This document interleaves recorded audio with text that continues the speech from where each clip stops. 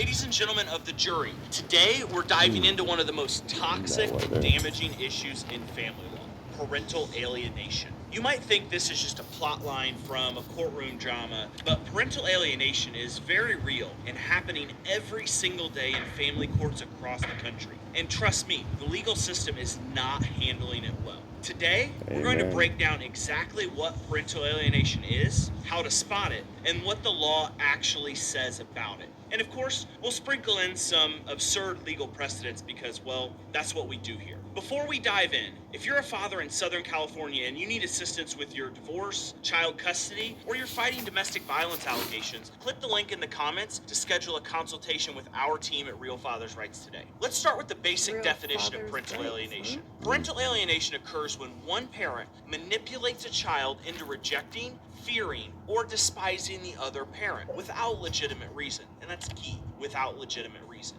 It's basically psychological warfare against a child's relationship with their other parent, and courts are notoriously bad at recognizing it, let alone stopping it. Some people think alienation is just a parent's bitterness spilling into custody battle. Wrong.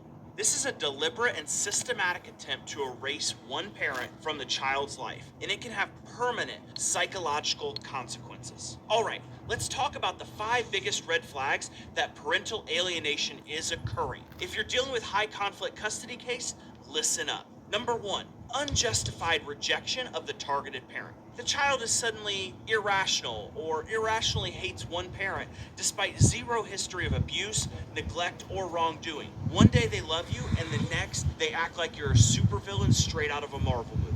No, parental alienation is not the same as legitimate estrangement due to abuse. Number 2, lack of guilt or ambience. An alienated child shows no guilt about rejecting their parent, no hesitation, no mixed emotions, just an ice-cold cutoff, as if they were never close to them in the first place. Number 3, use of adult-like language and justifications. If your 8-year-old suddenly starts saying things like, "I have irreparably lost all trust in my father due to his narcissistic tendencies and financial irresponsibility," chances are they didn't come up with that on their own. Number 4, automatic support for the alienating parent. An alienated child will side 100% with the alienated parent, even when the parent is objectively wrong. If they get caught lying, the child defends them. If they make false accusations, the child doubles down. Number 5, rejection of the extended family. It's not just the alienated parent who gets cut off, it's everyone connected to them.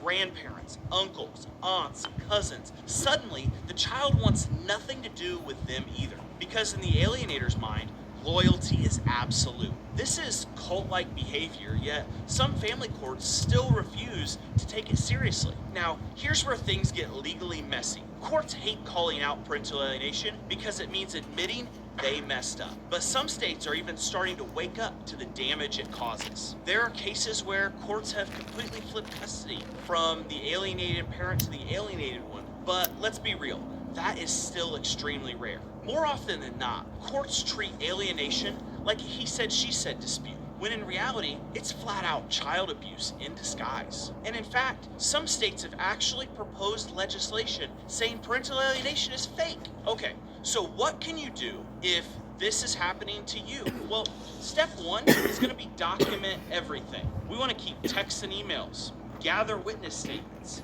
and get a child psychologist involved. Step 2, don't engage in the same behavior. Retaliating only gives the alienated parent ammo against you. And step 3, get a lawyer who actually understands parental alienation. Not all family law attorneys get it. Some will just tell you to just wait it out. And spoiler alert, that doesn't work in true cases of parental alienation. So is parental alienation a legal loophole for child abuse right now?